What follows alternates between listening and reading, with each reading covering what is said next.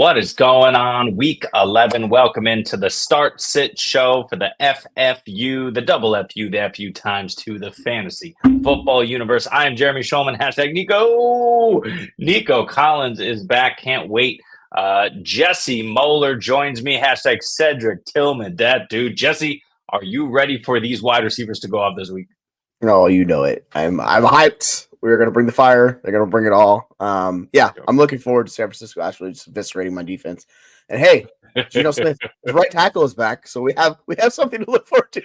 So we'll see if they can keep pace. But yeah, I'm excited. I'm definitely excited.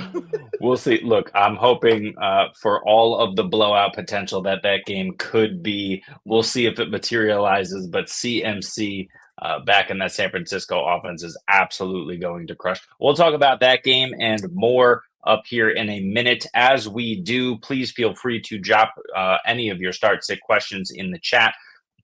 Excuse me. We'll make sure to get those answered before game time. We'll be rolling through all of these, but we start about a half hour earlier than most just to make sure that you get your questions in. The inactives are coming out right now, so we'll talk a little bit about those as well. So, Jesse, as I gather some of those names that are coming in as we speak, do you want to talk about Cedric Tillman? Do you want to talk about anybody that you're excited about today? Yeah, we can talk about Cedric Tillman, or since we already referenced San Francisco 49ers, Juwan Jennings, and why I'm so freaking high on Juwan Jennings, because George Kittle is expected to be out. So for those of you that don't know, Rappaport and a few people released a tweet yesterday saying Kittle expected to be out. What's that mean? It's a CMC day, and it's also Juwan Jennings day. So I like Debo a lot in his role, but those guys are just going to increase their passing overall usage. So I'm super high on those guys. So if you have them, obviously CMC's auto start everywhere. But if you have Juwan Jennings, I have him as a top 12 wide receiver. So I am firing him up over Devontae Adams, guys in that range. So that tells you how bullish I am on him. And then just Cedric Tillman, it's everything working well, pairing together perfectly against a Saints defense that is nowhere near close to itself. So if you have Cedric Tillman, you can fire him up because they're going to be fireworks. Jameis is going to be slowing the rock. And if he does that every week, which they're doing their pass rate over expectation, all this fun stuff, or they just keep doing it, that's good news for Cedric Tillman. So yeah, I'm expecting fireworks in that game. Yeah, I like it. And as the inactives come in, there's really nothing surprising. We'll go over some of the guys who were ruled out yesterday or early this morning. But basically, the only thing is Devontae Adams, who was questionable, will play. That was expected. So you can fire him up. Really nothing kind of here that we're kind of concerned about with the inactives. But like you mentioned with Cedric Tillman, that New Orleans defense is absolutely atrocious. It's a Jameson Winston Williams. Yeah, it's a Jameis Winston revenge game here going against New Orleans, if you can call it that. I don't know. Jameis seems to be beloved by every city and every community and team he goes to. But yeah, he's got a revenge game against New Orleans. We know he's going to be slinging the rock. We know that New Orleans defense is terrible. And, Cedric Tillman, Jerry Jeudy, maybe even Elijah Moore, David Njoku. I mean, all these guys are pretty much viable in this one, right? Yeah, for sure. Because of what he's able to do as a quarterback, it's just increased the floor 10x compared to what Deshaun Watson was doing. Or thank you. We enjoyed your time, Deshaun Watson. Just go ahead and just ride off in the sunset. I don't think anybody's going to miss having him as the quarterback for the Browns, even Browns fans. So it's going to be fun with the offense the rest of the year because the defense – it's not the same defense as it was either, too. There's that also with the Browns. They've been kind of up and down. They have a good pass rush, but still, they're just not the quality defense they've been. So it's all working out kind of the perfect game script for these guys where Stefanski all years wanted to push the tempo, push the pace, do all the fun stuff with that offense. And if the defense can't stop them, which they should be able to stop the Saints, but if they can't, it leaves even more fireworks. So yeah, I think it's going to work all well together for the rest of the season, even though the schedule is not the best ideal for the pass catchers. Yeah, but we know that won't matter because Jameis Winston, wait, can you get his name right? Will keep throwing the rock, and certainly he will keep throwing interceptions, and he will not care one bit. That's what we want for fantasy. Stefanski can't stop him because, number one, because he's Jameis Winston, but number two, because Stefanski needs him to keep slinging that rock. I'm trying to get my head wrapped around all of these injuries at the tight end position over this last week, but Sam Laporta is out. George Kittle is likely out. He'll be a game time decision. but you will, Jesse just referenced that you will need to make other plans. It seems unlikely that he's going to go at this point. Dalton Kincaid is out, which means Dawson Knox is a top 12 option for us this week against a really bad Kansas City defense only when it comes to covering the tight end. Right. So he should be an option. But also covering the slot, Khalil Shakir is also a really nice option there for Buffalo this week. Mainly because the only two guys that got out there running routes as well. But they're running it in the proper area of the field that you want to attack the Kansas City defense. And then did I miss any other tight ends? I think everybody else is in. No, I think we're good. I'm not 100% sure, but yeah, I think we covered all the tight ends. It's like the most impacted position, you could say, right? Because all the other positions they kind of pass us. We don't have the actives for the later games. So this includes the Seahawks, the 49ers, but like Metcalf's already been expected to play, and so is like Abe Lucas. So that's going to be the best the Seahawks offense has been like months, because they haven't had Abe Lucas all year. So I think that's why I referenced that, is because they've been busting out like Stone Forsyth and guys you've never heard of in the tackle position spot. So it's like when you're referencing that, it's a problem. So obviously this is a little bit more detail than other places I have, just because I'm a local fan. But yeah, it just is what it is. So it's going to be fun to see if they can keep up. But 40 points, let's go for it. We're going to need it. I'm going to talk for a second about Nico Collins. Nico Collins back after, I think it was about a month and a half hiatus. I think there was a bye in there or so. But since he went out at the beginning of week 5, he was absolutely dominant. I think he was like 2 receptions, 78 yards, and a touchdown on 13% of snaps before he went down with the injury. Since that time, Nico Collins was the wide receiver 1. I think he's still like 10th in total yards at the moment as well in the wide receiver position. I'll have to double check that one, but he's up there. So Nico Collins just absolutely balled out in the beginning of the season. He comes back to a situation where Tank Dell is better than he was showing earlier in the season, where Dalton Schultz, too many Daltons at the tight end position, where Dalton Schultz was, continues to get these targets as well, but also where Stephon Diggs is now out for the season. So it's an interesting situation and setup to come back to. Nico certainly is the number 1, and they're going against Dallas. They're absolutely going to crush in this game from an offensive standpoint, or they should. But in the passing game anyway, Mixon should be fine in a very good way. In the passing game anyway, what are we expecting after Nico Collins? Is Tank Dell going to remain relatively involved as like a 1B or a clear-cut 2? Is Schultz there? Do we worry about Dare or Xavier, any of these young receivers, Mechie, Xavier Hutchinson cutting in? What are you thinking there? Yeah, well, like Mechie had a good game. Like he had a touchdown and things of that nature. So he did a little bit for you. So he proved he was somewhat viable. But yeah, you're really scraping the barrel with some of these guys. Like Robert Woods is just a ghost of himself. He's no longer the Robert Woods that he was at the Rams years ago. You have Xavier Hutchinson. I know people in the Devy and like Dynasty community like Xavier Hutchinson, but he's in next to nothing. Like it's just been like, okay, he's a guy. I think he's 140th in wide receiver rankings. Tells you where it's at. So it's really Tank Dell, who outside of when Nico went down, right? You have these games where it's like 9, and then he had a couple games where he was down with 4 receptions back to back or targets, and then he went back to 9 the last 2 games. So against the Jets and Detroit, so it was like a good and bad matchup. Still had 9, and of course, so he blew up against the Jets. That was the game on the island, game on national television. He was all good, things of that nature. So they really need him to step forward, because then if you can't do it with him, and if somehow the teams are able to shut Nico down, which I don't think Dallas will be able to do that, but if they are, it really comes down to him or Dalton Schultz, right? If either one of those guys can do anything, so you can do it with Schultz. I think Schultz is fine. He's like a mid-range tight end too this week. He's got a decent amount of targets. His ADOT's really high down the field, which is very interesting, because he's not a freak athlete. He's not George Kittle and those guys that can do this. So I wonder if this kind of allows, with Nico coming back into the fold, it allows him more to be middle of the field, not really pushing it downfield. Because as we've seen with Stroud, he's been under duress. That O-line's just been just a turnstile. And maybe Schultz can just kind of be more of a check down option to do that. So maybe that's the impact it has, I think. Yeah. And, Nico coming right back into a great matchup, but most of his matchups for the rest of the season are great matchups. I think he's really going to eat here and has the potential to bring you a league winner. I misspoke earlier. He did not have his bye yet. He's got it in week 14. I don't care.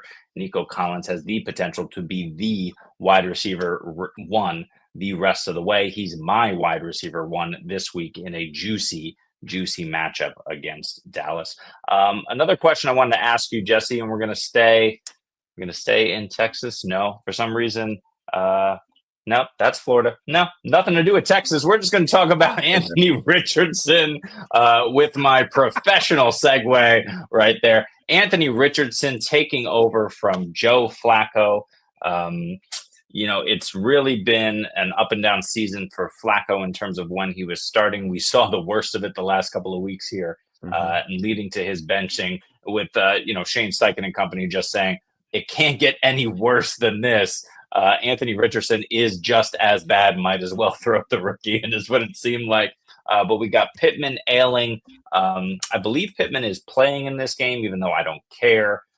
What are we thinking about the Colts here in terms of their pass catchers and how this impacts them for fantasy, both in this game today and rest of the season? Well, it's interesting with the Jets because everyone views them as this fearsome defense where like they're just a problem. Like their pressure rates are fine. They're like top 12-ish in pressure rates. So they can get to the quarterback. It hasn't been super successful, like knockdowns and hurries of all these things, but they've been putting a decent amount of pressure. The blitz rates, they're decent, like they're, mid-range, like do those things. It really comes down to the Colts and Anthony Richardson. If he like turns those pressures into negative plays, right? Because this is how the offense gets out of script, and then it really just goes haywire for that offense. We saw with Flacco the last couple of weeks, like he was under duress the entire last 2 weeks. And if you put these old like immobile quarterbacks under duress, like this applies to like Stafford or Kirk Cousins in Atlanta, like the offense just malfunctions and breaks down because they're not capable of doing that, right? So I think with Richardson, what you're looking for him to kind of get out, move, kind of use a little bit of his legs because that's by far his biggest advantage. I mean, he has the strongest throwing arm in the NFL, except maybe like Joe Milton, but it's just an howitzer and it's super inaccurate. It sprays all over the place half the time, right? So he can connect for a 70-yard pass and then he will throw a 15 yards over the head of a 5-yard guy down the field. That's kind of just the Richardson experience.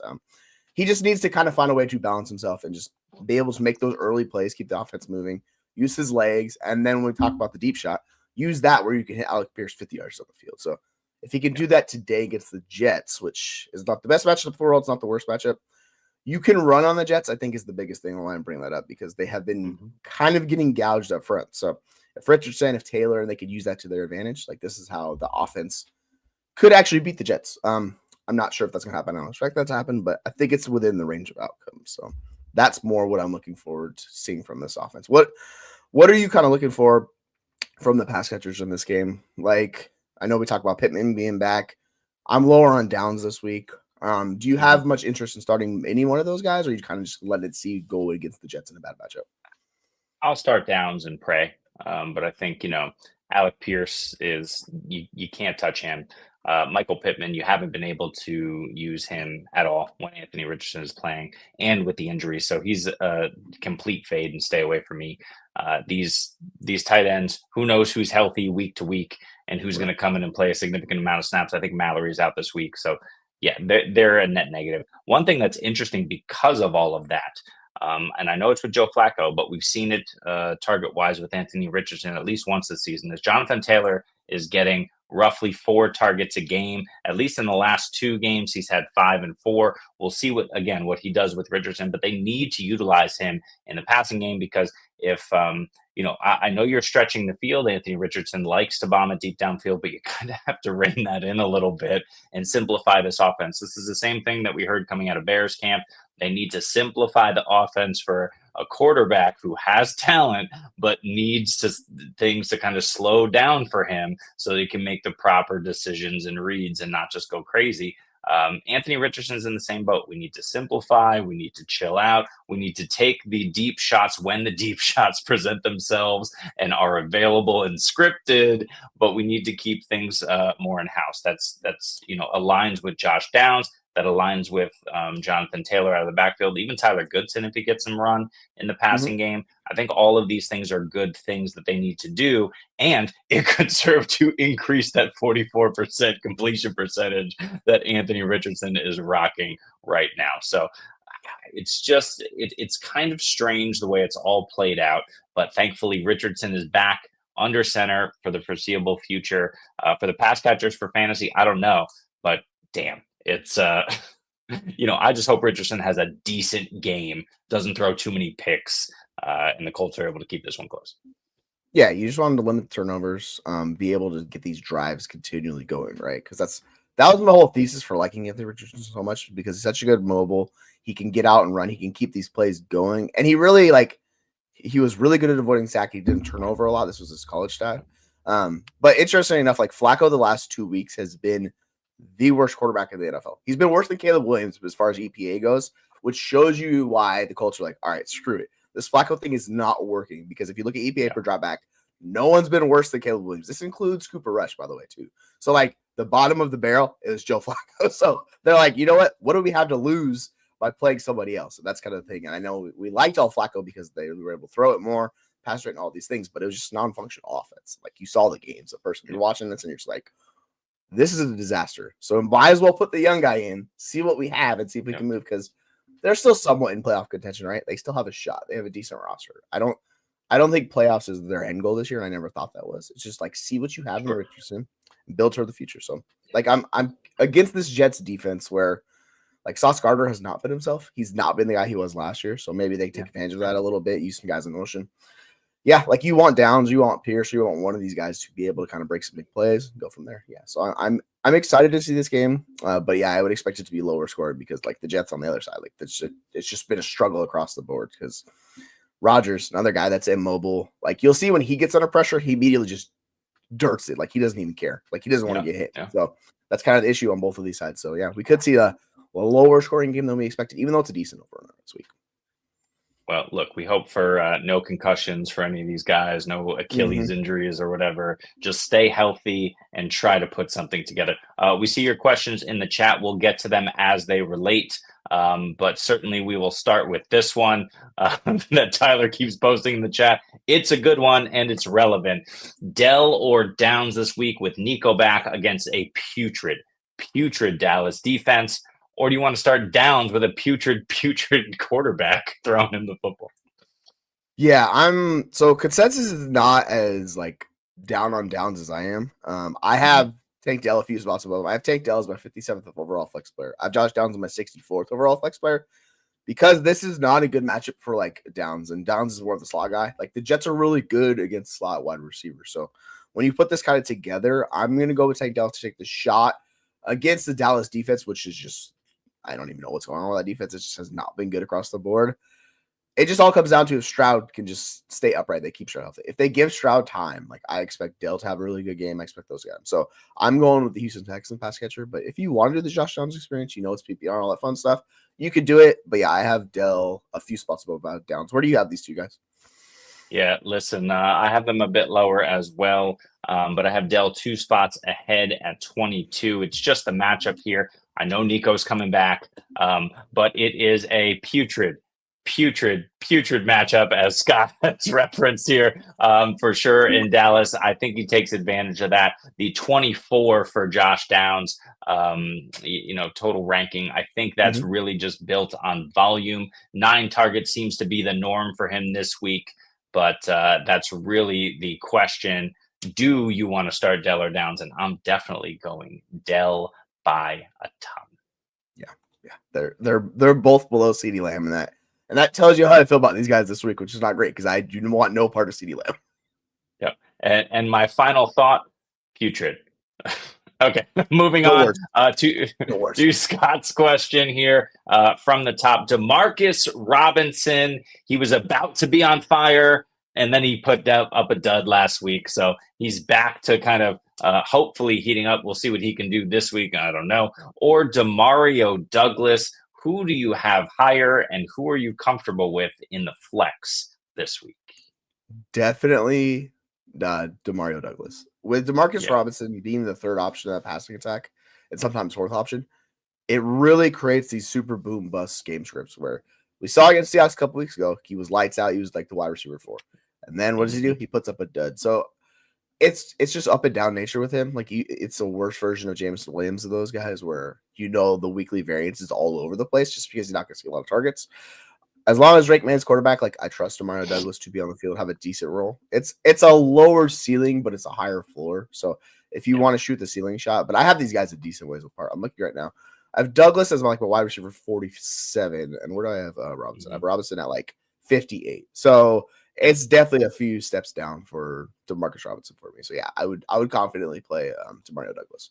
Are you gonna play as the Patriots guy? Are you gonna play the Patriots wide receiver, or are you gonna chase the Rams? Yeah. No, I'm done with Demarcus. He's my wide receiver 60 this week.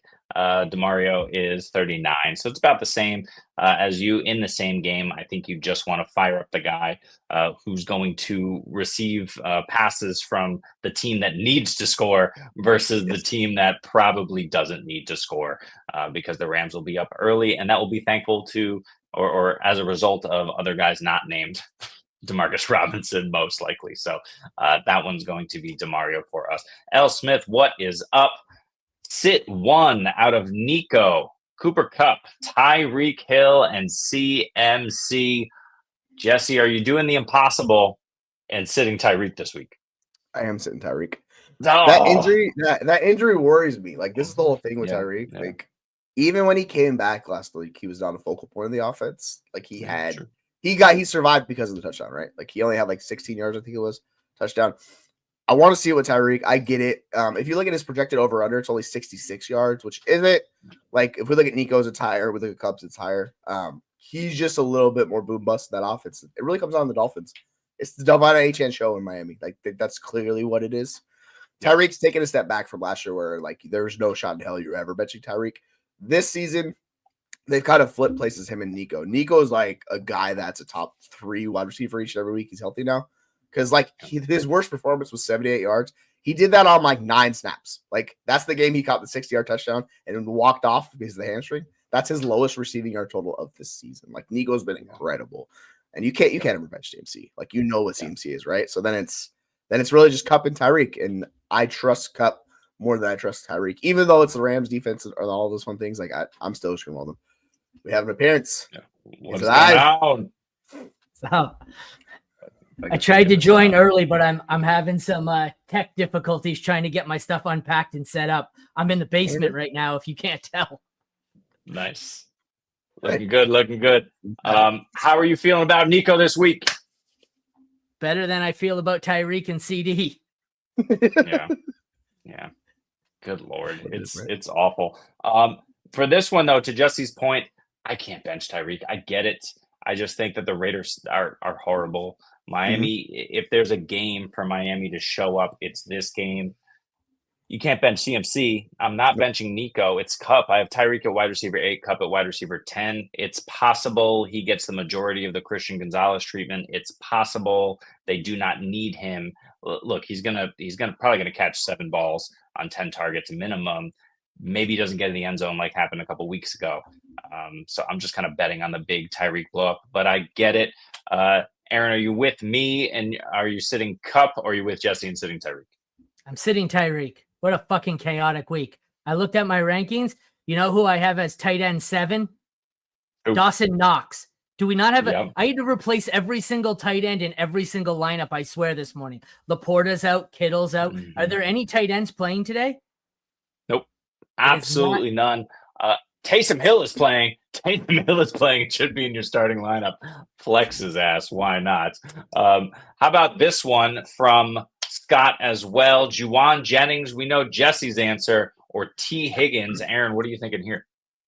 Okay. My brain originally says T. Higgins, but I was listening to Dave and Heath and Jamie the other day, and they brought up an interesting stat that I looked up. And after missing multiple games and returning, T. Higgins has never put up more than 5 catches in a return game. So I'm expecting a low floor here, and I never thought I'd say this, but I'm going Jennings. Let's go, baby. Let's go. On Sundays in November in cold weather games below 32 degrees centigrade, T. Higgins fails 32% of the time. Look, I get it. I hear you. Can I mute him already? I've been back for 30 seconds. Can I fucking mute him? T. Higgins, but here is to your point, T. Higgins has already returned from injury once this season. It was in week 3. That was his first game of the year. He only saw 6 targets, 3 receptions, 39 yards, and no touchdowns. The rest of the games he did catches, very well. Yeah. He did very well, over 5 catches or absolutely boomed out. So especially his last 3 games, which is weeks 5, 6, and 7, coming back and returning. Yeah, I get it. Against the Chargers, also not a phenomenal matchup for him. And I have Juwan Jennings higher at wide receiver 23. So I'm on dark side. 22 and 29, and that's the decision point too. The Chargers matchup sucks. It really does. It really does. Did you guys see the Andrew Cooper thing where he posted the T. Higgins up the hill? The fantastic analysis where it's like, okay, T. Higgins is playing at least. Yeah. If you didn't see it, it's the way T. Higgins runs up the hill at practice before a game each week that tells us whether or not he's playing. And Andrew Cooper correctly predicted that T. Higgins would play. Well done here as I search for the next question. Let's see. Oh, Aaron, talk to us. Okay, so I think you're still alive in that guillotine league, Jesse. I am. Yeah, and I survived the last 3 weeks in a row by like less than a point. So every week I have this great looking lineup that never does shit because Tyreek and CD are projected to put up 25 and they each put up 8. So I said, fuck it. And I sent offers for pretty much wide receiver 6 all the way down until I got an accept. And I said, fuck it. I'll take Mooney and London. They've been producing. And then I was almost mutinied in the league. So fuck it. I'm taking a chance. I don't care. I don't want 2 receivers on the same shitty offense, but I don't want a receiver with a fucked up wrist and Trey Lance at quarterback. So fuck it. I'll probably be eliminated this week and look like a moron. But if not, shit happens. I hope the guy I traded CD and Tyreek to gets eliminated this week so I can taunt everyone in the league. I told you I was right. Yeah, no, it was hilarious. I saw that trade go down and I was like, okay, I know you guys don't follow hockey, so you're not going to understand this reference. It's an old Joe Thornton reference. If either Mooney or London puts up like a 40 or 50 burger tomorrow on the stream, I'm standing up and streaming my dick around like a helicopter, fucking in front of everyone. Just so you know, fuck you guys in the guillotine league. Fuck them. I don't know if that's just a hockey reference, so we can all understand. Ric Flair, I think. Just bring an octopus and throw it at the camera. If Tyreek doesn't get the 60-yard TD, he's going for under 10 yards. That's possible. It's also possible he gets the 60-yard TD. So it's the Raiders after all. Ben says start 1, QJ, Slick, Ricky Pearsall, or Rashad Bateman. It can't be Bateman, right? No, it's got to be Slicky Ricky, I think. I haven't looked at my rankings yet that far, but I think QJ's got Cincy, which is really nice. So you could talk me into QJ. I haven't. I think he's much safer. Like just because QJ's target share is like 17%. It's good. It's not elite by any stretch. Bateman, Bateman's in the best offense in the NFL. So you could talk to yourself with him. Yeah, I just think I've been bullish on Pearsall and everything I've seen from him is good. He is the 4th or 5th option. The option is always going to be just kind of boom bust in this game, but they should be able to do at will against Seahawks. So yeah, I'm going Ricky Pearsall. Yeah, no Kittle. So I have him one spot ahead of Quentin, but 40-41. So yeah, I'm with you. Yeah, I got Pearsall at 37 because I think Amari Cooper is going to be out, and then I have. Oh, is Amari Cooper out? I don't have that. Son of a bitch! I got to change 40 lineups now. It's not decided. Yes, because he's got the late game. Yeah, so just something to keep in mind. He's at the 4 o'clock window. But yeah, we're going Pearsall here. To reset for that. I know, it's not fun. Let's see. Good morning, Ronnie. For the flex, Ridley or T. All right, how far does your T. Higgins hate extend, Aaron? Putting you on the spot here. Are you playing Calvin Ridley in 2024 over T. Higgins? T. Higgins, wide receiver 29. Calvin Ridley, wide receiver 25. Let's go. Yeah, sounds about right. I'm with you. I have Ridley as 19. And I need a shower. Yeah. No. What do you have? 15 for Calvin Ridley. He's back in our lives. He's back. He's back. I don't know. Maybe. That's gross. We're chasing points here. It's horrible to chase points. You should never do it. Also start Calvin Ridley over T. Higgins this week. You have him at 15. You have him at 15. Yeah. You're chasing the dragon, not points. That's it. His target share is bananas ever since they traded DeAndre Hopkins. It's nuts. Insane. It's like he runs that entire offense. Yeah. Who's throwing those targets? Yeah. The ghost of someone I don't even know. Will Levis. Maybe it's Will Levis. We'll see if he lasts the whole game. Invasion, one more from him. And Njoku or Ingram. This one's pretty easy for me. I think for you guys as well. We can't start Evan Ingram with Mac Jones behind center, can we? I even Njoku at 2. Yeah, I have Njoku 4, Ingram 5. So, I mean, like, I think Ingram has a super high floor. It's just more of the ceiling. You're going to have a hard time in that offense because they're probably not going to be able to score many points because the Matt Jones experience is brutal. But yeah, like, I love David Njoku. So if you give me a chance to play David Njoku, I'm going to play David Njoku. It just is what it is. Yep. And then Ladd or Waddle in the flex. It's got to be Ladd, but I really think Waddle has a chance to go. Look, Las Vegas is terrible. That's really what I'm banking my analysis on this week for Dolphins pass catchers. But you got to play Ladd here, yeah? Yeah, since he sucks defense too. So it's like it's not either way. Ladd at 21, Waddle at 37. So yeah. Yeah, I'm just like I need to see it with Waddle, man. Like you got to show me something. Like it's just you're not. I know, thank you. I concur. Ladd McConkey, a down week last week, only 2 targets, 2 receptions, but 52 yards. He seems to have a solid 45-yard floor. So I think that should sell you unless you're well out of it already because you faced like Saquon and Hurts on Thursday night.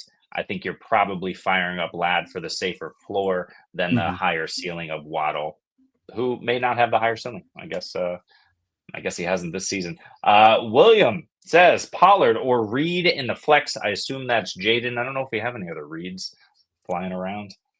Pollard. I'm going Reed. Pollard. You guys are going Pollard? So my whole thesis for this is last week they basically split snaps. They've talked about using Spears more. This is what worries me about Pollard. And like he desperately needs a lot of work. If he's in a part-time role, it's going to be very up or down for him. So I know Reed's been super boom bust, but I'm going to chase the Green Bay Packers. Like I still believe in Reed a little bit more. So yeah, but yeah, you can do Pollard for sure. Like I think it's fine in his matchup. It's just that offense worries me in general. Yeah. They got into a weird game script where they had to throw a ton. They were playing the Chargers. They're playing Minnesota. So could the same thing could happen to Tennessee again?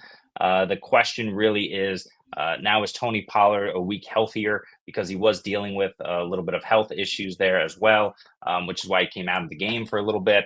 But still 4 targets, consistently getting the targets. You just want to see a lot more than 9 rushes, but previous to that 17, 16, 20, 28 touches on the ground, you would hope he gets there. And I would assume he gets the touchdown.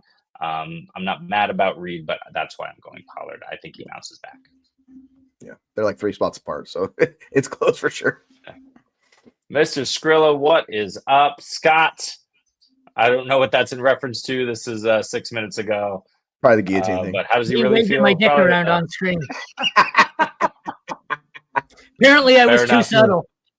Mr. Skrilla says Chubbs or Shakir in the flex. Who are you guys going? Oh, I'm probably gonna regret this. Chubb's higher in my rankings, and I don't like it. It's against New Orleans. I think Chubb can get in the end zone. That's why I have him there. But I think Shakir is a much safer play until he's through. So I probably need to fix these rankings. I was looking through my rankings, and I thought almost exactly what you said. I said Chubb's higher in my rankings, and I don't fucking like that one bit. I know. I need to change it. Because I really like Shakir, the pass catchers. Like they don't have much of anything right now in the pass catching attack. Like that's why we're hyping up Dawson Knox, right? So yeah, I probably need to adjust these rankings. But at the moment, it's Chubb. It's Shakir. He's my wide receiver 20, Chubb at RB 25. I'm going Shakir, but they definitely are very close this week. After midnight tomorrow night. What's that? Aaron's gonna wave his dick around the table. It's gonna be a good time. Please have fun. We have to do that after hours to make sure the kids are in bed. That's Aaron's own private channel on another network. That's if you only fans. Yeah, exactly. Yeah, drop it in the chat. I'll drop it in the chat later for you. We're going old school attitude era after 11 p.m. guys. We said we would do Calvin Ridley over T. Higgins. Are we gonna do Darnell Mooney in a tough matchup? I believe it's Denver over T. Higgins this week.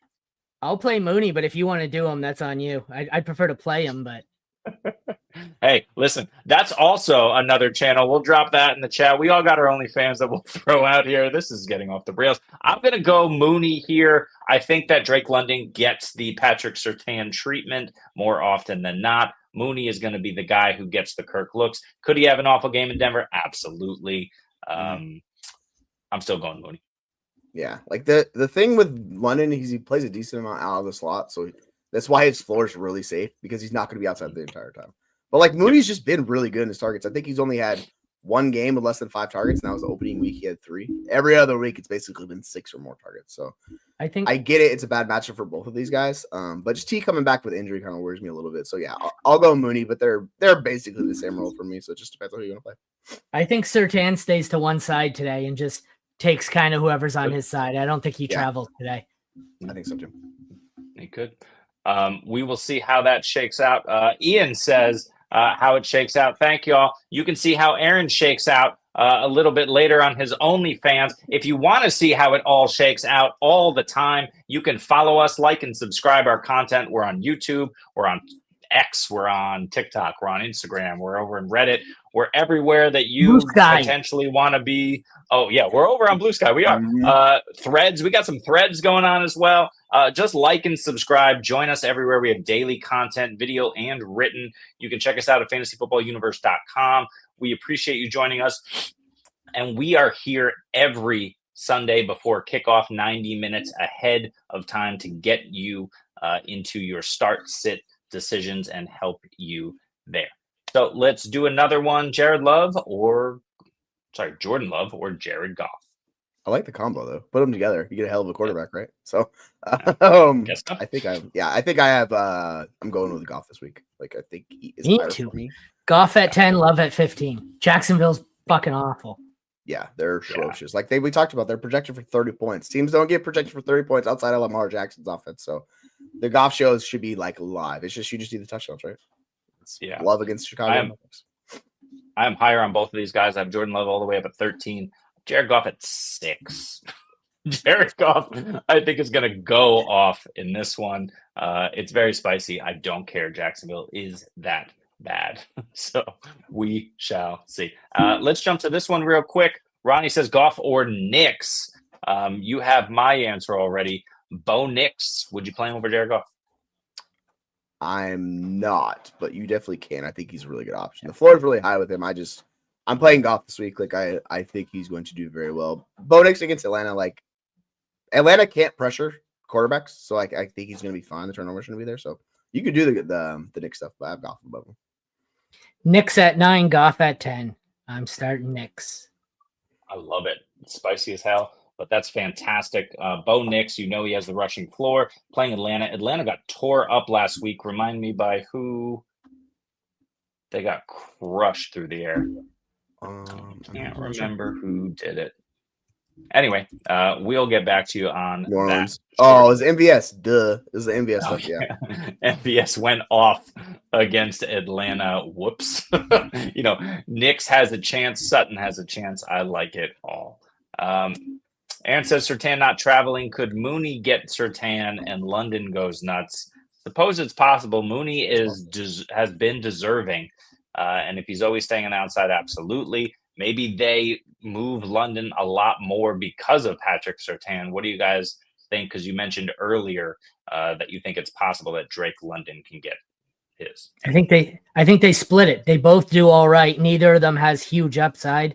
I think it's going to come down to which one of them gets lucky enough to score the touchdown when they're not getting Surtain. But if London or Mooney, whoever's operating out of the slot's going to have a better time more often. But I don't see either of them with a massive like top 10 ceiling, but I think they'll both be low end twos. I think they're both playable. Mm-hmm. Yeah, like the Broncos just back end's really good, so it's not just Patrick Surtain and like why we're lower on them. They have a few good guys back there, and like their overall defense is just really good. So that's why we're lower on Mooney this week. That's why we're lower on London. But yeah, like I don't think anyone's going to get specifically the Surtain experience. It's just like Aaron saying on his side of the field. They're both going to mix around a lot. Like they're not strictly on the left side, not strictly on the right side. Like they kind of move the receivers around. So it's going to be a little bit of both for us. Lower on Mooney and London, motherfucker. I traded him for Tyreek and CD. Who's lower on them? Trust me, I'm starting him over CD. Sounds like it's going to be a Ray McLeod game. Moving on, CeeDee Lamb or James Cook. Terrible matchups, but also terrible situation for CeeDee. Cook. I don't think you can play CeeDee over James Cook, can you? I mean, CeeDee's questionable too. No, that's true.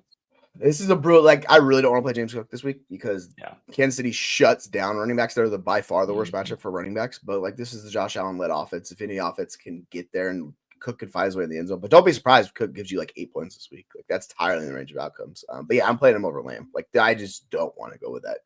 Thank Cooper you. Rush experience. No, I just wanted confirmation bias. Thank you. I started Cook. I was just asking. You are definitely right. Will, we skipped you. Apologies. Let's get to you right now. Cedric Tillman, Darnell Mooney, or Jennings at the wide receiver position needs a flex. So one of those guys, or potentially two, if you're starting them over Estime. So what do you do here with these four? One receiver, one flex. I mean, you know my answer already. It's Tillman and Jennings. Like, I'm just rolling with those guys. Yeah. That's fair. Need a flex with leftover. Yeah. Tillman and Jennings. Mm-hmm. Yeah. Tillman's the easy one, I think, for sure. Yeah. I think Jennings is going to smash.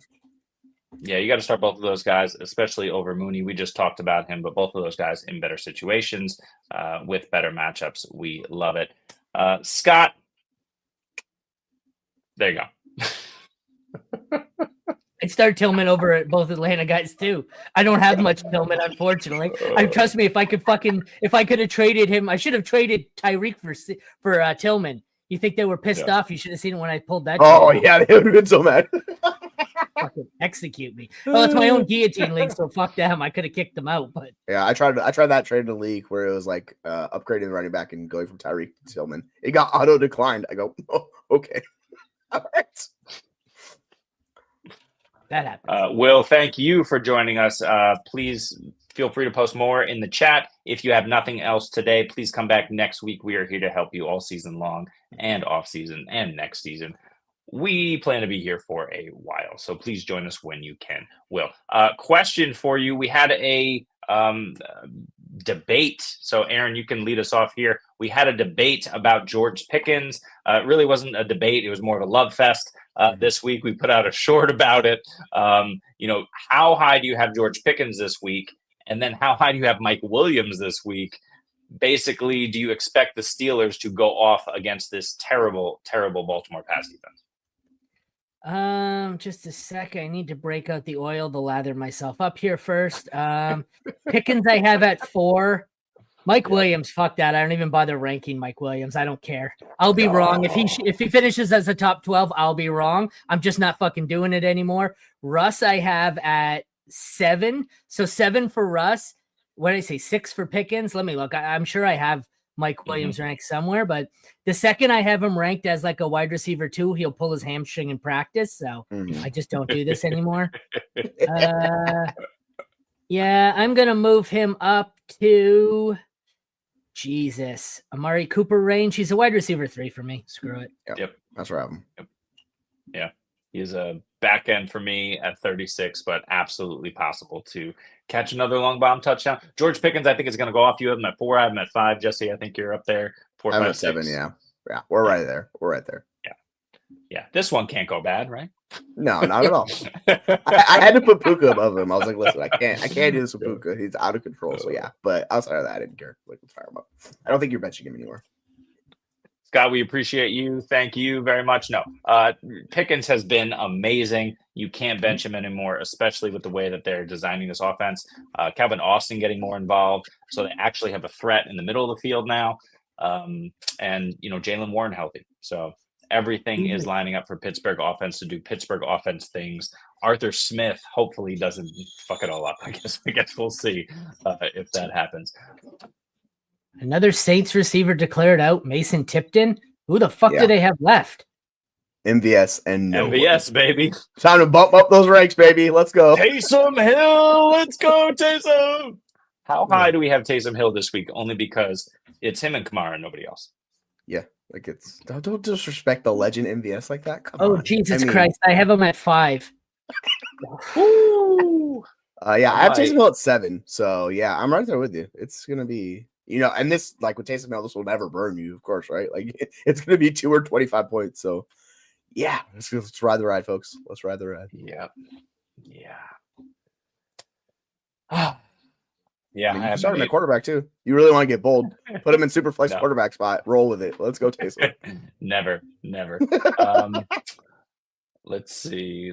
Questions about guys that we have. Okay. Any Bears receivers? We're going to simplify the offense this week for Caleb. Are you rolling out any Bears receivers this week? By simplify the offense so that Caleb can operate it, you mean hand the ball off 65 times? Let's go. I can't wait. My highest Bear receiver is DJ Moore at 39. Yeah, I'm going with Dunze above him, but yeah, I don't want to do the Bears experience, man. Like it's not great. I will just say that. That's scary. When you got a guy walking off the field mid play, like it's trouble. So we'll see. New offense coordinator, maybe something could be good, but I need to see it because I can't trust. I got a guy blowing up one of my league chats right now, complaining that half the league hasn't paid their fees yet. A little late. Awesome. So well, who cares? I normally collect at the end of the season. I don't really care. So I'm like, what is this guy? The number 1 seed? No, this is the league. I'm 10-0. What's his problem? He's not even in the playoffs. Who gives a shit? You're not getting the money anyways. I'll collect my money later. Just a rando in the league. I'm 10-0 and I've outscored the second place team by 400 points. Who cares? It's going to me. I'll collect later. I guess he's really wants you to get your money. Yeah. Let's see. Miami Dolphins outside of Devon Achane. Mostert, right? No one? Jonnu. No one. You can do Jonnu. I stand corrected. Jonnu's been fine. Okay. But yeah, we're not super bullish on Jonnu. I think I have him at tight end 13. It's Vegas, man. That defense sucks. Like, if you need a desperation tight end, like if Jonnu's available, go think about start him. Like he's with the Dawson Knox range. Like, I'm fine with it. Yeah. So this is my thought process is they got to do something back there. They're going to be crushing Vegas. It's got to go to somebody else. Is it going to be Mostert? Is it going to be Wright? I don't know, but I do know that I pulled both of them out of my Scott Fishbowl lineup and I inserted Mac Jones into the Superflex spot instead. Woo! Say a prayer. Say a prayer for your Scott Fishbowl team because you don't know how it's going to go. What would you do in that? Are you guys in the playoffs already? Right? Or no, I need to win 2 games. No, but basically. Well, this is the last week, right? Yeah, I mean, points wise, I'll be in on points. But yeah, I just I had some bad matchups go my way. So just win 2 here, we'll get in auto. I think I have 12 wins. Yeah, because Jeremy's the highest ranked out of all of us. He's like 2. Which is funny because I clinched a spot like 6 weeks ago. I'm 17-3 or something like that, but I'm not the highest ranked, which is hilarious. But okay, yeah, so funny. Yeah, I think there's 6 teams that are undefeated in Scott Fishbowl. I checked. It's like 6 teams that are 20. That's crazy. Like not bad. I thought I was gonna get to try and break one of them, but the guy I faced this week lost on league average last week, and he's 19-1. Eesh, powerhouse. I faced Saquon and Hurts already, so yeah. So you'll be getting in on points, is what you're saying? Hoping for the median W to get in on wins, but help. It's bad. It's too funny. Good stuff. Let's see. This is a question that no one here wants to answer except for Aaron. What do you got, Aaron? One sec. Off the top of my head, I want to Romo probably. Sorry, what are the 4 options here? Boswell, Romo, Dicker, Moody. That's too many names to remember. Romo at 11, Boswell. Romo 11, Boswell 12. I've already forgot the other 2 names. Dicker and Moody. Dicker's probably higher. Oh no, I stand corrected. No, those were the 2 bottom ones. I had Moody at 3, Dicker at 4. I haven't updated my kicker, or I haven't checked them this morning, but they're up to date. It's Moody or Dicker. I think I prefer Moody slightly. Yeah, I think teams just score a crap ton of touchdowns on Seattle instead of having to settle for field goals.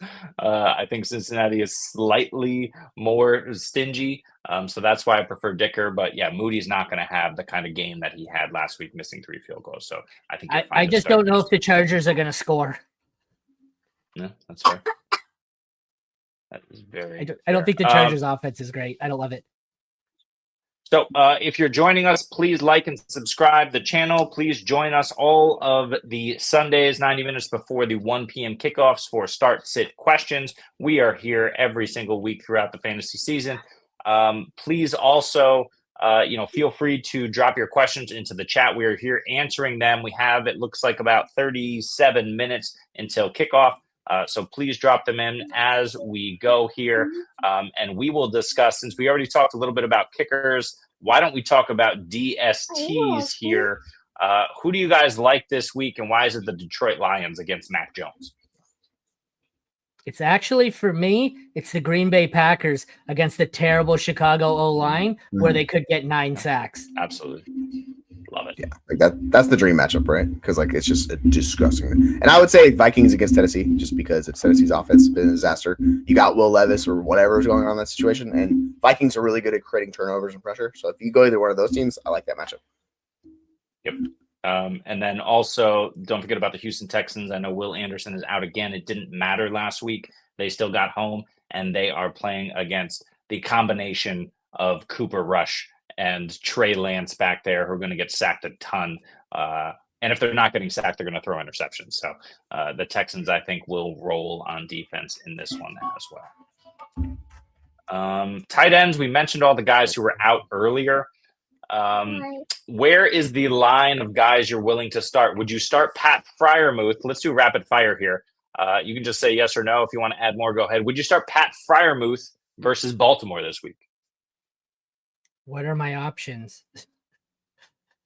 Your Just options in are Pat general? Freiermuth. Start him or just take a zero at the tight end. I mean, I don't want to start Pat Freiermuth. I really don't. Like, he's not been very good this year, so right. I would have to Pat be pretty Freiermuth desperate. or Dalton Schultz. Schultz. At least Schultz has done Freiermuth. something. Freiermuth. Go Freiermuth as well. Freiermuth or Tyler Conklin. Freiermuth. Yeah. Baltimore's pass defense is fucking awful. Yeah, like if you're in that range, yeah, you can fire him up. I just don't want to. Like it's been so bad this year. Here's a fun one: Freiermuth or Jake Ferguson. I have him back to back. Freiermuth one higher. I'll play Ferguson. Ferguson higher. Yeah. No. So bad. So bad. Trade for a tight end. You have 30 minutes to trade for a tight end. Go trade for a tight end. How about AJ Barner off waivers? Yeah. Dawson Knox everywhere. Yeah, Dawson Knox is Fant out, by the way. Yeah, Fant's out. Okay, nice. Kyle Pitts, how low do you have him this week? 8. I've been 9. Where do you have him here? Or sorry, Jim? 10. Yeah, 10. I think we're lower on him. We got Taysom above him. We got Dawson Knox above him. Will Dissly is where the conversation starts for me. I have Pitts 10, Dissly 11 this week. I kind of want to move. I'm going to go ahead. Why not? I haven't been super great with these rankings anyway. I got nothing to lose. We got Dissly at 10, Kyle Pitts at 11. Let's go. Will Dissly over Kyle Pitts. Would you go that far? I have Pitts at 8, Dissly at 10, so I'm still going Pitts. Yeah, I like Dissly, but I'm not going to put him over like the superior player in Pitts just because Dissly's been super up or down. So I get it. The Kyle Pitts thing was bad, but it's gotten a lot better. It's a lot flyer. So yeah, I'm going Pitts. We ride. Scott says Judy or QJ. I love Judy's matchup this week. QJ's got a decent one too. Mm-hmm. This one's really close. What do you guys have? I think it's Judy, but I need to double check. They're in that same range of kind of like right around wide receiver 40. Judy 35, Quentin 41. Yeah, I have Judy 41, Quentin 43. So yeah, Judy. Yeah, it's Judy. Judy 39, QJ 42. And I prefer it. I feel like Judy has the safer floor. QJ could absolutely goose egg you. He hasn't done it yet, but if Will Dissly keeps showing up, you never know what can happen. Dobbins or Tillman in full PPR. Who do we like better here? This one's tough. Tillman by a mile. Tillman. Yeah, I like Tillman a lot. I have Dobbins actually really high this week. Where is Dobbins? I need to look because I can't find him. Yeah, I have Dobbins actually over Tillman on my flex rankings because it's Cincinnati, but yeah, like I think the Tillman stuff's really hard to fade. So I guess it's Dobbins, but man, I kind of want to adjust that. Please. Yeah, I think it is Dobbins. Last week he was 15 attempts for 50. He did not get into the end zone, and that's really what caused him to falter. But against Cleveland a couple weeks ago, he was 85 yards, 2 touchdowns on the ground, finishes RB6. We know he still has it in his bag. Gus Edwards looked good. Yeah, but JK is still the guy there against the Cincy front. I'll probably go Tillman. Tillman for me. Chase Brown or Kenneth Walker. I'm not scared of that San Francisco defense. How about you guys? I mean, we saw earlier this season, right? Like they struggled and he couldn't get in the end zone. So I think I have Ken Walker. Yeah, I have Ken Walker 5 spots with Chase Brown. So I'm going to Ken Walker, but I want to play both these guys. Even with against the Chargers, I still want to play Brown. Brown at 12, Walker at 13 for me. Ooh, nice. Very nice. Yeah, I'm going to go Kenneth Walker over Brown, but agree it is very, very close. How about Najee or Estime?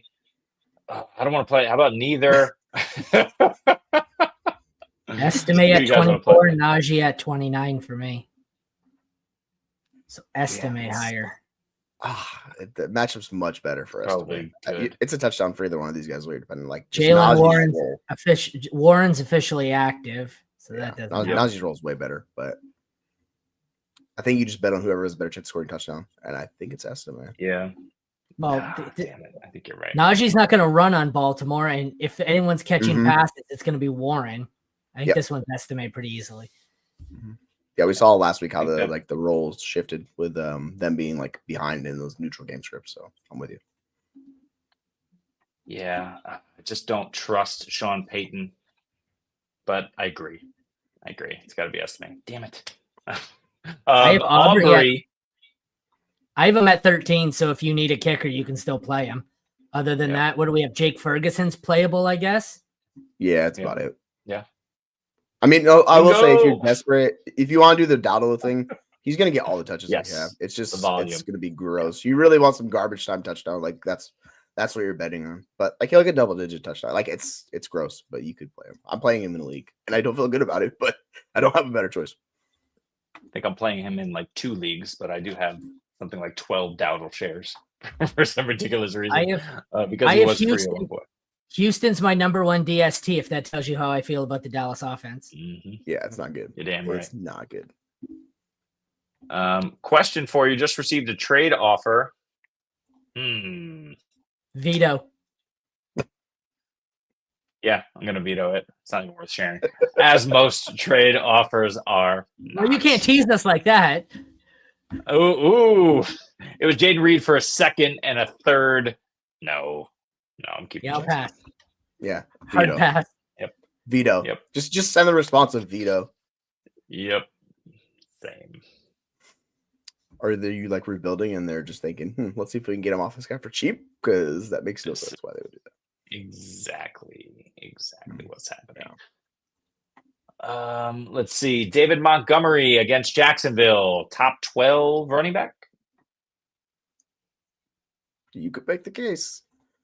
I have him right below Kenneth Walker at RB14. So yeah, I want to fire him up. If I don't have any Monty shares, but if I do have them, I am playing him this week. Yep, he's at 15 for me. He's had a couple of down weeks the last few weeks, but really the last month he hasn't been over RB16. That's even with a couple of touchdowns. Yeah, it's just not there for him. Gibbs is starting to dominate. I do wonder, though, with the competition being less difficult. They're playing Jacksonville. They'll play Indy next week. If Monty gets going some more. Yeah. Guess we'll see. What do you guys have start-sit decisions looking at? Well, let's see here. There's one I did this morning, and I'm blanking on who the 2 guys are. It'll come to me in a second. Let me look it up. So I should did it, but I cannot remember. And to answer Invasion's question, Gibbs. Gibbs is the focal point of that offense. Like, I get it. The whole thing with Monty is you need touchdowns. Like, he's not going to be a pass catcher, right? So he needs a touchdown to outscore Gibbs. It's possible he did it like 7 straight weeks. But yeah, I'm going Gibbs. It's a smash matchup. Like, I want to play both those guys. I do have a question. I offered this to Steve, who you know, Jesse. In our chat, I offered him in a league Cedric Tillman and a 3rd-round pick for Chase Brown. Which side are you on? A third is probably late.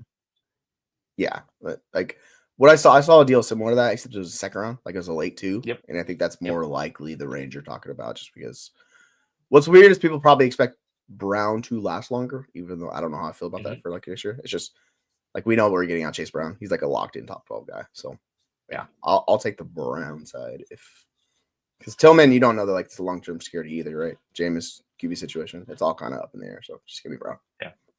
I'm hoping he counters for my late 2 so I can smash accept. That's usually how I work those trades. I think that's more of like fine both ways, really. Like it's just you get the 2, you enjoy it, you know. Scott says, where do we have Gibbs? Too damn high. Where is he? 11. Yeah, I was debating Kyron, Bijan, and Gibbs in that range. Yeah, I actually have him above. He's my RB6, but you could do it. Like some of these matchups, like I don't like the matchup for Henry. The Kamara matchup, he's gonna get all touches though, so I probably need to raise. Be right back. Where do you have Kareem Hunt? Is the real question. Top 10, baby. We are riding. Let's go. Yeah. Buffalo, like we talked about. He's gonna get insane amount of touches. No Pacheco. Like what, 25 touches in this game? 2 touchdowns. Like it's so since he's been the starting running back, he's like expected is like RB like 2. It's crazy how good he's been for fantasy, even though he's inefficient. So I don't want to bench Kareem Hunt anywhere. I traded a 3rd round pick for him, and I was like, yes, nice. Give me Kareem Hunt. So yeah, I like that. That was a fun trade. That was my concern this week in rankings. It was Gibbs or Hunt. I have Gibbs at 7, Hunt at 8. I could easily push Hunt above him. But yeah, Buffalo is so bad against the run. Let's move on. Welcome in if you haven't already, but I see a bunch of familiar names. But just in case you haven't, please like and subscribe. We are here 90 minutes before kickoff every Sunday before the 1 p.m. games. Pareko says BTJ with Mac Jones or Amari Cooper, who may not play. Let's assume he plays for a second, which he probably won't. Who do you got? Yeah, if Amari's healthy and play, I'll play Amari, but I don't want to take the risk. Because what's your pivot option since it's the second game? Like I'll play BTJ even though that floor is incredibly low this week. It's just the injury worries me. But if they're both healthy, I'll have Amari above him. I mean, so I know that the one thing he's got going for him. We have BTJ. Sorry, the one thing BTJ has going for him is he is playing at Detroit. So you have a terrible pass defense or pass funnel, I guess we can call them, to be a bit nicer about it because the D is pretty good otherwise. And they're on a fast track. Yes. Yeah, all he's got to do is like catch 1 deep touchdown, right? Like that's the BTJ experience. Now the question is, can Mac Jones get him a deep touchdown? I don't know. Like that's the risk you're taking, but he's a really good wide receiver. Like I'm fine betting on the variance. It's kind of like Jacoby Myers in a bad quarterback situation. He was going to get volume, same type of thing. So you just ride with it. It's fine. But yeah, Amari Cooper, like the Kansas City matchup's weird because their defense is really good. But I'm just gonna go BTJ default and live with it. The real question I have for Aaron in his Detroit Red Wings shirt is he upset that his team drafted 2 cornerbacks early and drafted the 2 wrong cornerbacks when compared to the Eagles? I thought they were all 4 of them were good. I don't know. It's early. They develop slower, I guess. But it is early. Doesn't appear that they didn't draft the great ones, but Aaron took a high road. It's the first. It's weird, right? Like the EPA and stuff is good. It's just they see a ton of pass attempts, so it's kind of strange. Yeah. So like they're not bad or anything. Moving on. Jason says JSN, DJ Moore, Waddle. Who do we want? JSN. I'm not doing Waddle, and I don't want to play DJ Moore, so that really defaults me into JSN. Yeah. And oh boy, just let me tell you, that's risky as hell because DK's playing. But hey, Grubb, just do the thing. Play him downfield, give him the deep pass steps, let it go. Obviously, that 3 ADOT stuff is just lovely. Let's avoid that, please. I go JSN as well. Yes, sir. Ronnie says Pitts or Disley. We were just talking about this. I just moved Disley over Pitts. Why not? Spicy. But you guys had Pitts, don't you? Yeah. I'm still, yeah. My love. I have refound my love for Kyle Pitts. Welcome back. You're back in my heart, my friends. We're staying with you. Moving on, Pareko is expected to play. This is Amari, but could be on a snap count. I just hate Mac Jones. Don't we all? And got burned by him last week. That will continue every week that you rely on Mac Jones. But yeah, he's expected to play. We'll see. Just monitor that. You still going BTJ or going Amari? BTJ. Like, didn't Amari, like the games he's played have been really suspect for Buffalo because of that injury. Like, I don't think he's had really one good game, has he? Well, actually, no, he had the Tennessee game, but like the snap count has been gross. I don't think he's been above 50% in either one of those games. And then he missed 2, so no thanks. Yeah. No, thank you. Yeah, it has been ugly. Aaron, what are you thinking? London, your boy you just traded for, or JSN, who we just said over those other guys? I have London way higher. I have London at 14 and JSN at 28. London for me. Yeah. Jesse? You know the floor is super high with London. Like, I get it. Like, I want to play JSN, but no. You go London, and you just trust how he's like the main focal point or your secondary focal point of the passing attack. Yep. Just moved London down about 4 spots. He's still about 10 spots above JSN. So it is Drake London. Estime or Javonte? Yikes. Got to be Estime, yeah? Like 10 spots higher for Estime. So I think what they're getting at is Javonte's gonna be the pass catcher. Like, that's his role, but goodness, I don't trust that at all. I'll take Estime. You know you're getting volume. Who knows how that, like McLaughlin, I don't want to play another running back besides Estime. I don't even really want to play Estime. Yeah. I agree. We appreciate that, Jerry. If you listen to Jerry and you appreciate him, why not? Let's be people appreciating everyone. Like and subscribe. We appreciate you. We are here live every week. We are on fantasyfootballuniverse.com, Twitter, which is X, so not also X. We're on Threads. We're on Blue Sky, as we mentioned earlier. We are on TikTok, Reddit, everywhere that you need to find fantasy football content. We put it out daily, so please like, subscribe, and join us. Thank you, Jerry. Oscar O says Will Dissly or Dawson Knox. What universe have we become, or are we in which this is a week 11 question? I get it. It's a legit question. I have Knox higher, but for fuck's sake, like, it's Knox. It's a dream matchup, Kansas City. Like, you play. I fucking hate fantasy football. Yeah, it's deeper than ever this year. Week 11, Will Dissly or Dawson Knox is a legit top 10 battle. Fuck fantasy football. I hate this shit. Every year, we're like, the depth doesn't matter. Then we get to this point, we're like, holy shit, I need the depth. Fuck. Knox 9, Dissly 10. It's Dawson Knox. Good Lord. The Knox show, baby. James, what is up? James says, gross. We agree, but we get it. MVS with literally no competition, or Jonnu Smith in a great matchup. MVS. I don't like what's Jonnu's upside, I think. I mean, it's not bad, but yeah, I have MVS at 85. I have Jonnu at 97. So MVS, no flex rankings, which is wild that I'm vouching for MVS. I think it's interesting that Mason Tipton is out here and there's literally no one else to catch the football over there in New Orleans. I think it's got to be MVS, but Jonnu Smith has been really, really nice in terms of his usage over the last 5 games. It's really started to solidify at about 6 targets a game. He had a slightly down week last week. He still put up 45 yards. He's still getting you 10 points in half PPR leagues. He's got a safe floor. Now he's got a good matchup, but MVS has the ceiling and there's nobody else. Maybe he can, run a regular route and, 10-yard dig and get a few receptions. I don't know. I heard a rumor that buying a ticket to a Saints game this week gets you a tryout as a wide receiver for the team. If I wanted to buy a ticket to that game, where would I go? I don't know. Where should you go, Aaron? They're one healthy player. Yeah, there you go. SeatGeek can use promo code FFUniverse, and for only $20 off your first order, you could be starting next to Alvin Kamara in that lineup this week. Yeah, just saying. Hey, they got. I'm looking at their roster right now. It's brutal. They have, what is his name? The ghost of Dante Pettis is on their roster active for them. And yeah, remember Dante Pettis? This was like 8 years ago. Yeah, he's still in the league. Yep. He's playing for them today. So Is that one of the two receivers the Patriots overpaid for with Kendrick Bourne the one year? Both off the Niners or something? They overpaid massively for two. I know one was Kendrick Bourne. Dolphins guy. What's the Dolphins guy's name? That's retired now. Pettis.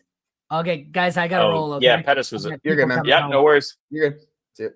Enjoy. Good luck. What's his name? I'm blanking on it.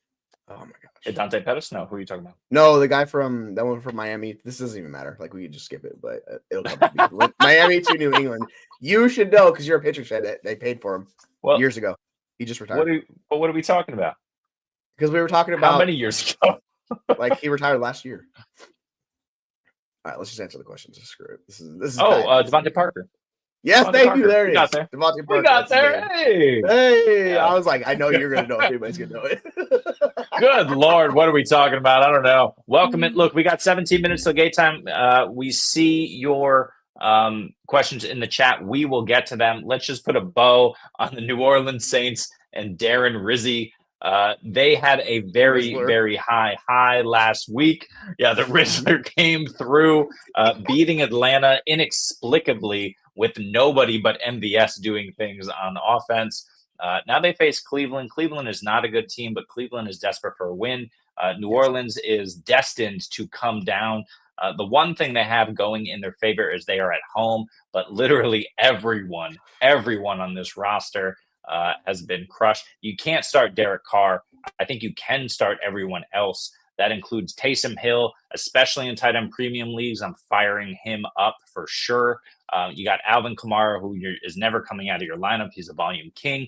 And then you got MVS, who you just got off waivers, who you're hoping he pulls the Cedric Tillman and goes absolutely nuts the day you pull him off waivers. It is possible for MVS because there is nobody else on the field. Taysom Hill will be running at X.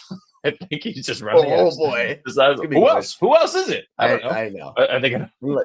I know we're lower on Chubb, but like the Saints are dead last in rush EPA in the NFL, below Carolina.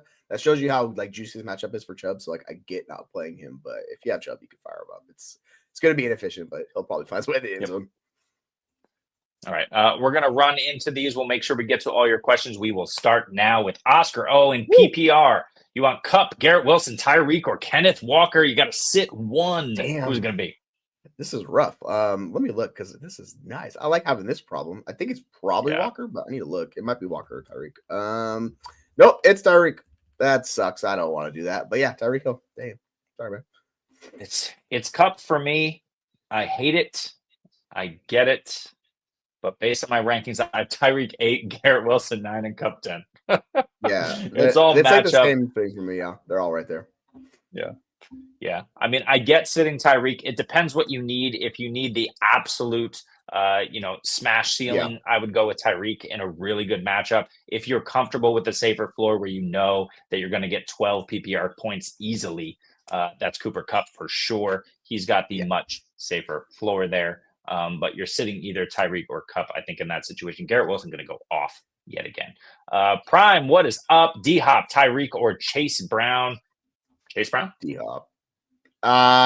Actually, where's DeAndre Hopkins? That's what I need to figure out. Hopkins is I have Chase DeAndre Hopkins lowest out of them. I like DeAndre Hopkins a lot, but yeah, like I want to see a little bit more. And the volume there for Chase Brown. I get it, it's a bad matchup, but the receiving aspect is why I like Chase Brown this week. I think he has a really solid floor. But yeah, if you want to go D-Hop over Chase Brown, that's totally fine. Yeah, I mean, I have Tyreek the highest. I'm ridiculously high on Tyreek. It's all matchup. It's got nothing to do with the production and how it's been. I think he was like 3 for 15 last week and a touchdown. Tyreek Hill was. I don't mind these options, but I'm going to go Chase Brown. I think he has certainly the safest floor, but he also has a sneaky high ceiling. So it's Chase Brown for me. I don't care about the matchup with Brown. Yeah, that's my fault. I read that wrong. I was reading that as who we're benching. Yeah, I'm starting Tyreek out of that group, by the way. But yeah, you know the floor's gross. Yeah. Moving on, Lance Mercer, PPR, BTJ, Odunze, or Dowdle. Let's order these since we don't have a question. Yeah, that's actually how I have them. Actually, let me see if that's how I have them ranked before I talk out of my butt really quick. No, you might be right. Yeah, you're right. Damn. Yeah, it is. It is. I know that with BTJ, I get it with BTJ and stuff, but like Dowdle's similarly super low floor. It's just like the ceiling. I don't know what's the ceiling. He needs touchdown. Like I think BCJ against Detroit, they're going to have to pass a ton. So he's going to get targets. You know, it's going to go. With Rome Odunze, I have no idea how it's going to go. I think he's a really good player. Figure it out, Chicago. Like I can't start him over BCJ. Like that's where I struggle. Yeah. Dowdle went against Philly last week. 12 carries, 53 yards, no touchdowns, 3 receptions on 3 targets for 3 yards for Rico Dowdle. Absolutely bottled up by a superior defense. He plays Houston this week. No Will Anderson. That's helpful. It doesn't matter. I think Dowdle is going to have a similar productive game in that he won't have a productive game. He's going to give you probably less than 10 half PPR points like he did last week. But the volume will be there. If he falls in the end zone, he's going to be fine. That's the thing. I'm gonna go It's Dowdle. decent floor with him. I'm going to go Dowdle. Yeah. Like the floor is safe Really with Dowdle because you know he's getting. Like, I mean by safe, it's like double-digit points, like 8 points. That's kind of the floor, right? So we'll see. It's gross. Like that's unfortunately how we're feeling about that. Those 3 right now. Speaking of gross, the guy throwing Evan Ingram the ball, Mac Jones, is pretty gross. The guy throwing Tucker Kraft the ball has been decent, but he plays in a gross matchup. Some might say a putrid matchup, Jesse, against the Chicago Bears defense. Evan Ingram or Tucker Kraft in half PPR.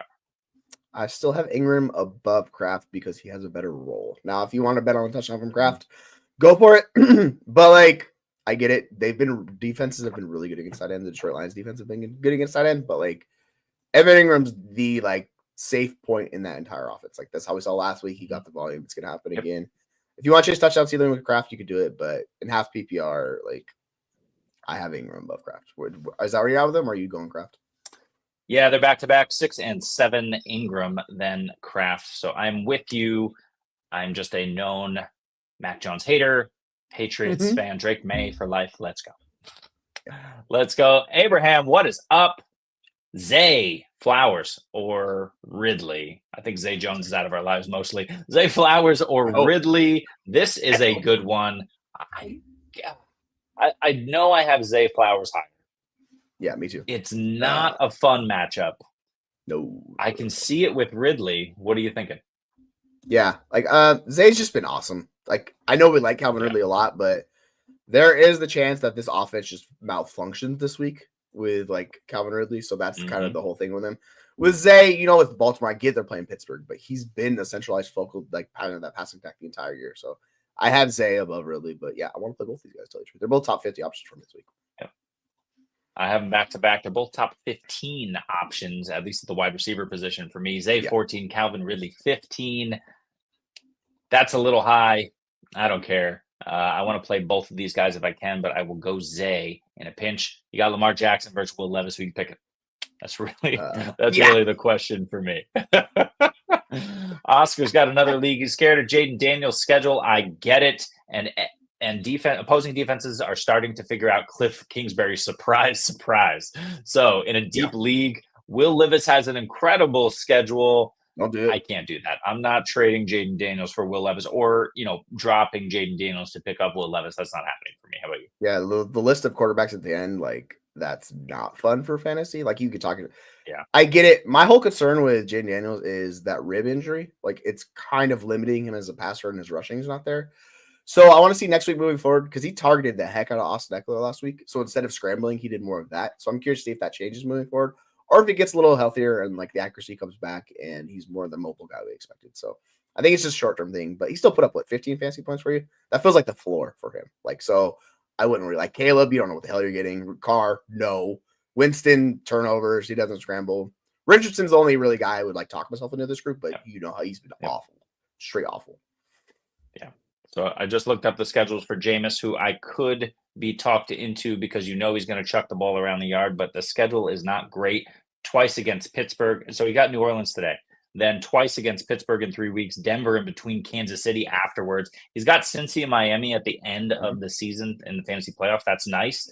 I can't do Jameis Winston. When you talk about Anthony Richardson, his schedule is a little bit nicer. He does have a week 14 bye, so that's tough. Yeah. But he gets Detroit in week 12. So he's a running quarterback, and we know he doesn't chuck it deep downfield. Detroit is like the perfect, terrible matchup for him. So he's probably going to get absolutely crushed by that Detroit defense. Then he plays New England. They like to play close to the vest as well. Bye week, Denver. So really, you can only use him against Tennessee and the New York Giants at the end of the season. And will he be a shell of his even now former self? It's possible. Right. So yeah, I don't want either of these guys. I will roll with Jaden Daniels pretty easily. Yeah, I'm with you. Like he's just been so good. I'd have a hard time benching him. You have to have a really good quarterback. So I'm with you. For sure. I'm looking through the rest of my leagues here. Oscar, we appreciate you. Thank you. We will see you next week. We wish you all the luck with about 6 minutes left until kickoff here. Jesse, do you have any troubling start-sit decisions last minute? I should probably check my lineups. I have not done that today, so that's probably a good idea. We're looking through right now. I'm looking at some of the leagues like I'm worse at because like the good leagues I'm not too worried about. Like those teams are pretty good. All right, Guillotine League. What we got here? Oh yeah, it's Chase Brown. Go. I guess it's like Cortland Sutton or Jauan Jennings would be the closest one there. But you know me, I'm going Jauan Jennings. Where are your rankings at? Because I know you were like Sutton this week, right? Where are you at with Sutton? Yeah, I really like Sutton rest of the season. I think this week I'm slightly down on him. Who are they playing? Is it Atlanta? Yeah. Oh no, I'm fine on him, but I'm a little further down than I want to be. He's my wide receiver 20 this week. I have Jennings at 22 though, so I do have Sutton over him. I got Tank Dell in between, so all of those guys are really interesting for me. And I got Khalil Shakir at 19, so I could see any of those 4 guys kind of moving up and down. I'm not pushing any of them above Lad or D Hop, so yeah, I'm gonna go Sutton, but I could see Jauan Jennings with Kittle now likely out. We don't know for sure, but that's what we're assuming. I could see Jennings over him. Yeah, you go with your guy, and your guy is Jauan Jennings for sure. You're gonna be pissed if you start Sutton and then Jauan Jennings goes off like you think. Right? Exactly. You got to go Jennings. The other one, like the other actual confusing one, is like Ricky Pearsall or Cole Kmet and Scott Fishbowl because tight end premium is a monster in that league. So yeah. And like with them switching to OC, like I'm hoping Cole Kmet gets more targets again. We'll see because he's been like their best piece of that offense. Yeah, but I got to go Pearsall. Kmet just hasn't been doing anything. I don't know where his production came from earlier in the season. I know he was producing, but it seems to have basically evaporated since the bye week. And like we've, where it came from in part was because their schedule was so good in the beginning of the season. They were facing some terrible defenses, especially in weeks 3 through 6. Indy, the Rams, Carolina, and Jacksonville. That's where Caleb Williams looked like he was progressing. That's where Cole Kmet was getting a lot more involved in the offense. That's where Cole Kmet scored all of his touchdowns in that 4-game span. He's seen 5 targets in 3 games since the bye week. So for me, I just can't imagine they get it right all of a sudden in the first week back. Cole Kmet's a guy. I need to see it before I trust him in my lineups for sure. Yeah, it's just been rough there, man. It's been just a nightmare. Like he's been one of your best players. Like, find a way to get him the ball. So hopefully the new OC figures it out because they're gonna need to. I've got a tough one here. So I played Devonta Smith, unfortunately. So I've got 2 wide receiver spots and 2 flex spots. These are all wide receivers. Right now I'm playing Zay, Cortland Sutton, DK, and Khalil Shakir. I am currently benching JSN and Jerry Jeudy in a nice matchup. Would you shove JSN or Jeudy in there for Shakir? Nah, I'd ride with Shakir because, like, we're talking about the injury guys and all the issues there. Like, he seems by far the safest. As much as I like JSN, based on what we saw, I still want to see it with DK back. I have trepidations and I have concerns with JSN and how his rolls because I just don't know. Like DK is the deep shot in that offense too. So, like, are they going to continue to do that with JSN, or are they going to put him back in the role that we hate? So, yeah, it sucks, but unfortunately, I would just keep Shakir in there. That's it. That's how we ride. We got 3 minutes until kickoff, so if you have any last-minute start-sit questions, please drop them in the chat. We'll jump to them quickly. Jesse, anything interesting you're looking at here in Week 11? Something that you're thinking about? You're considering some of these guys? Trade deadlines coming up as well. Yeah, I think it's like interesting guys to kind of look about. We kind of like talked about a little bit. Jacoby Myers, like He's about as cheap production as you could find anywhere, and he costs you next to nothing, specifically in Dynasty Leagues. Like, a team's rebuilding, I think you can get him for a third. And he's a target hog in that offense. I get it. It's Gardner Minshew, but that's better than AOC. So I feel much better about Jacoby Myers rest of the season. I think they're going against Miami this week. Like, Jacoby Myers should see plenty of targets in this game. So, so I just benched CeeDee Lamb for Jacoby Myers, and that shows you how I feel about CeeDee Lamb. So yeah, that sucks. Just to say that. Damn it. I gotta check CeeDee Lamb. All right, so here's a good question then, because man, I had him in my flex. Did I? Is that correct? Yeah. So CeeDee Lamb or Cooper Rush or Mac Jones or Jake Ferguson, not a tight end premium, or Xavier Hutchinson, Deontay Johnson. It's got to be CeeDee Lamb, right? Yeah. It's got to be CeeDee with those guys, right? Like, that's kind of the thing. That's kind of the thing we're doing. We're like, man. Yeah. I think if you have good options, you can bench CeeDee, but don't. I'm probably being a little bit too bold with Jacoby Myers stuff. But yeah, you just kind of just write it because the target share is going to be there. It's just feels very similar. So, and yeah, we just don't trust that offense right now, unfortunately. So it sucks. It sucks a lot. For mine, I'm going to stay on the same team and talk about Zamir White real quick. Zamir White, we don't know what's going on, but I want to see what he puts together against Miami. The Miami defense has been better than we all expected. It's been better than I've been talking about them actually being. I thought it was a mirage. They just continue to perpetuate this mirage here. They continue to stifle opposing offenses, and they're going to crush the Las Vegas Raiders with whoever's behind center. It's Gardner Minshew this week. Right. But I think Zamir White, it'll be interesting to see what he is able to do in terms of production, what he's able to be given in terms of production here. I don't know. Do you think Madison comes back from the dead? Do you think it's just whoever it is this week? Like, what the hell? Yeah, that's basically how I would describe that offensive stuff. Like, it's been all over the place. Madison's still the volume guy, but like last week he dropped to 39% of snaps. Zamir White finally did something, but like, I don't know. Zamir White had freaking 6 attempts for 10 yards. So it's not like he did anything. He found his way into the end zone with garbage time touchdown, right, against Kansas City. So if you're doing it, just do Madison. But both these guys have an incredibly low floor. Thankfully, Miami's not the best defense in the world, so like can get there, but I don't feel good about either one of those guys. Like, that's why they're outside my top 35. I'm just like, I don't know, man, what to do with that offense. All right. Scott Hansen has taken the podium, so we are going to say goodbye and enjoy 7 hours of commercial-free football, the witching hour, and all of that. We are the Fantasy Football Universe. I am Jeremy. This is Jesse. Aaron was with us earlier. He'll be with us again. SC is hanging out in these streets as always, not feeling the best. Feel better, SC. We hope that you join us every single Sunday. We're live on Saturdays in the afternoon. We're live a couple of times a week. We have content daily. We're on Fantasy Football Universe, Twitter, TikTok, Reddit. Where else are we? Threads, Blue Sky. We got some other ones. Instagram. So join us every place that you might want to join us. Good luck in your fantasy football leagues and hopefully your playoff push. And we will see you next time. Listen